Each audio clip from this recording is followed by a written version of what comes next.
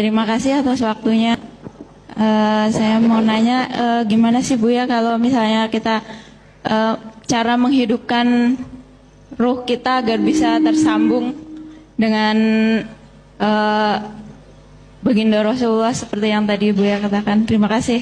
Assalamualaikum warahmatullahi wabarakatuh. Waalaikumsalam warahmatullahi wabarakatuh. Tafadhol Bu ya. Langsung jawab Bu ya. Oke, baik. Handphone biar hidup diapain? Dicas. Dicas tapi nggak ada baterainya gimana? Bisa nggak? Nggak bisa. Jadi sediain dulu baterainya untuk menyimpan ilmu, energi di situ. 2, zikir ilmu. 2 itu yang ada pada baterai kolbu.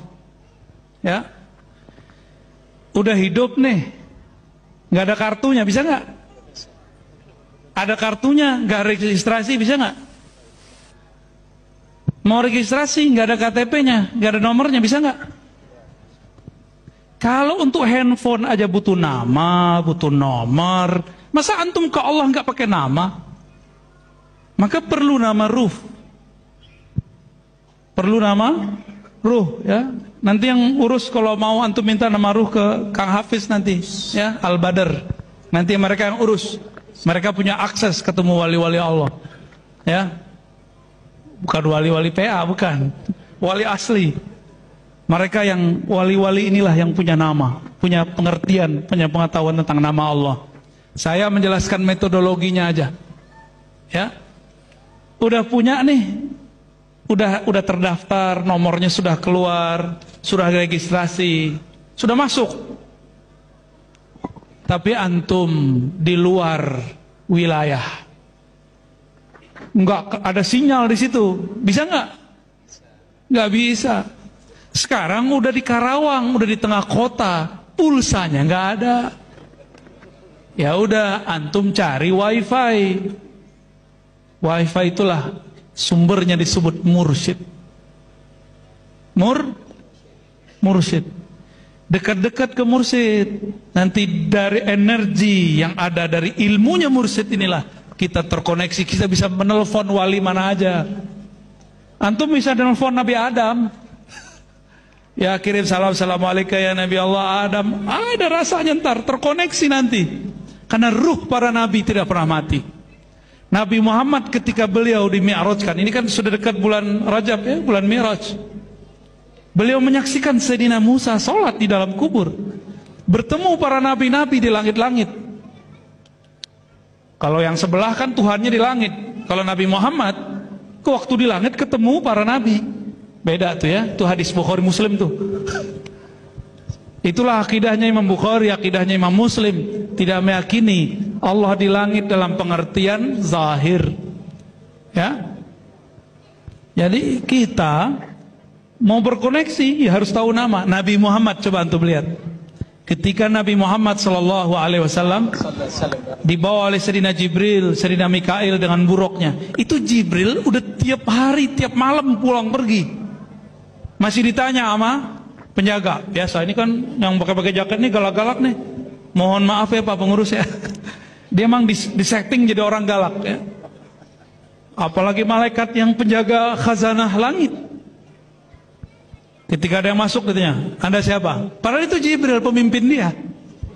Pemimpin malaikat di langit nih Jibril. Masih ditanya, kamu siapa? SOP. Ana Jibril, oh Jibril. Baru dia agak, oh hormat. Tapi tunggu dulu, ente bawa orang, itu siapa? Muhammad. Oh langsung hormat ya. Silakan Mas Bril. Silakan penghulu alam semesta. Engkaulah yang kami tunggu-tunggu. Engkaulah tamu yang kami tunggu-tunggu sedari awal alam semesta dicipta ini. Naiklah terus. Jadi Nabi Muhammad aja nggak bisa langsung nyelonong-nyelonong ke langit. Kalau belum bawa fisik harus bawa nama. Kecuali ruhnya Nabi langsung bisa berkontak dengan Allah Subhanahu wa ta'ala. Tapi kalau beliau bawa fisik ke langit, mesti bawa nama. Kalau kepada Allah cukup pakai nama Ahmad, langsung wusul beliau kepada Allah. Tapi kalau mau menaiki langitnya, arasnya, perlu nama. Nama Muhammad pembuka langit dan bumi, pembuka aras. Maka torikot akhir zaman pasti torikot yang mengarah ke nama Muhammad sallallahu alaihi wasallam, sehingga langit terbuka, aras pun dibuka oleh Allah subhanahu wa ta'ala. Antum udah mentok tuh zikir 70.000, nggak usul-usul, nggak ketemu Rasulullah, salawat udah 10.000. Kenapa? Baru nyolawatin, belum kenal sama yang disolawatkan. Kenali dia sebenarnya selalu ada, bahkan selalu menjawab ketika disalami. Cuma karena nggak kenal, baru kenal namanya, belum kenal sosoknya, belum kenal nurnya, belum kenal hembusannya, belum kenal nafasnya. Akhirnya kita nggak tahu.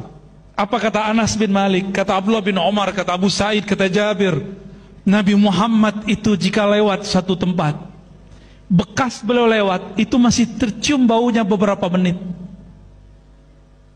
Harumnya bukan main, tercium bau harum, aroma Rasulullah sallallahu alaihi wasallam. Itu Rasulullah.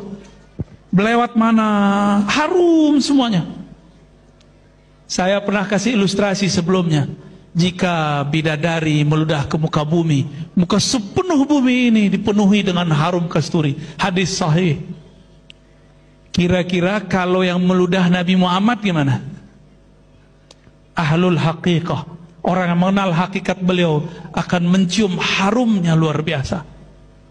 Itulah alasannya negeri Madinah itu tidak pernah diinjak oleh Al-Imam Malik kecuali nyeker. Ini torikot Imam Malik nggak ada yang kuat. Beliau nyeker kalau udah jalan di Madinah. Kalau keluar kota beliau pakai sendal. Kalau masuk langsung copot. Ditanya oleh muridnya, ya Sayyidi, lima khala'ta na'alaik, kenapa engkau mencopot sendalmu? Jawaban beliau, bagaimana mungkin seorang Malik berjalan di atas tubuh baginda Nabi Muhammad kekasihku? Gak mungkin. Maka beliau copot supaya nyatu dengan tanah. Ini adalah tanah yang dulu diinjak oleh Rasulullah sallallahu alaihi wasallam. Maka Imam Malik gak perlu buat maulid, dia setiap jalan dia maulid. Kenapa kita butuh maulid sekarang? Antum kalau udah kerja lupa Nabi, kalau udah pulang nge-net mulu, kalau udah pulang Facebookan mulu, Instagraman mulu, YouTubean. Kecuali setelah ini YouTube-nya Al-Badar ya. Ya. Maka kita perlu maulid karena kita susah mengenang Rasulullah sallallahu alaihi wasallam. Maka beruntunglah orang-orang yang masih tergerak hatinya untuk maulid Nabi, masih tergerak hatinya untuk mendengarkan kisah-kisah baginda Nabi Muhammad sallallahu alaihi wasallam.